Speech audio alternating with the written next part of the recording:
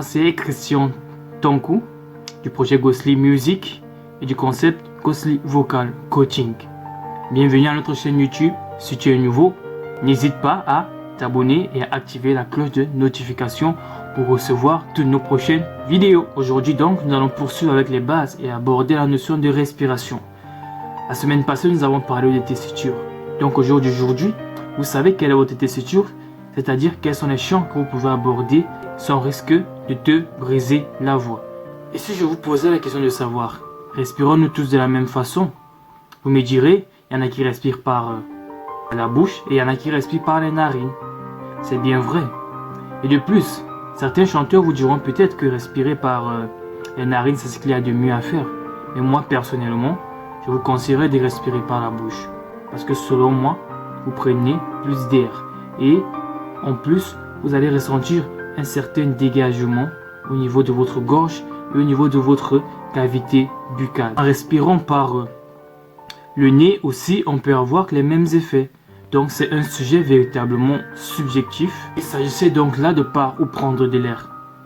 Mais ce qui nous intéresse aujourd'hui, c'est pas forcément par où prendre de l'air, mais c'est quelle est la bonne respiration pour un chanteur. Nous allons parler de deux principaux types de respiration.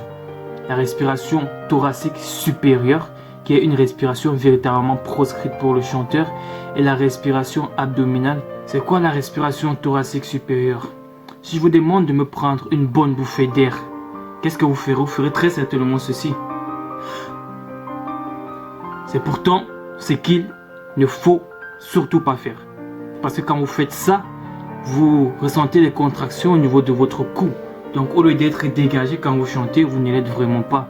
La respiration qui est conseillée pour le chanteur est la respiration abdominale. C'est quoi la respiration abdominale? Je vais vous l'expliquer par un exemple. Quand je prends de l'air, c'est comme ceci.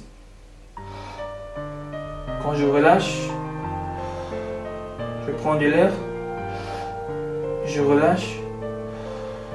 On constate que quand on inspire, le ventre il gonfle, et quand on expire, le ventre il se dégonfle. Et c'est cette respiration que toi, aspirant chanteur, tu dois faire. Comment donc travailler ce type d'expiration? Je t'explique simplement. Allonge-toi sur le dos, mets ta main sur ton ventre, inspire et expire et ressens ta main bouger. Dès que tu es à l'aise avec cette respiration en étant couché, essaie de faire la même chose en étant debout. Ça pourrait marcher plus ou moins vite en fonction de vos capacités. Chez certaines personnes, en une fois ça marche. Chez d'autres personnes, il faut le faire en plusieurs jours. Quand vous serez donc capable de faire cette respiration, vous allez passer à une prochaine étape qui est de travailler votre respiration proprement dite. C'est-à-dire inspirer, chronométrer 5, 10 ou 20 secondes en fonction de vos capacités et expirer. Faites cela de 5 minutes par jour. Pourquoi est-ce que nous insistons sur cette respiration? C'est parce que nous devons vous expliquer que le son qui est émis quand vous chantez ou quand vous parlez, si on fait de l'air, le son provient de la vibration de l'air. Ça veut dire que s'il n'y a pas d'air, il n'y a pas de son. Nous vous remercions véritablement de nous avoir suivis.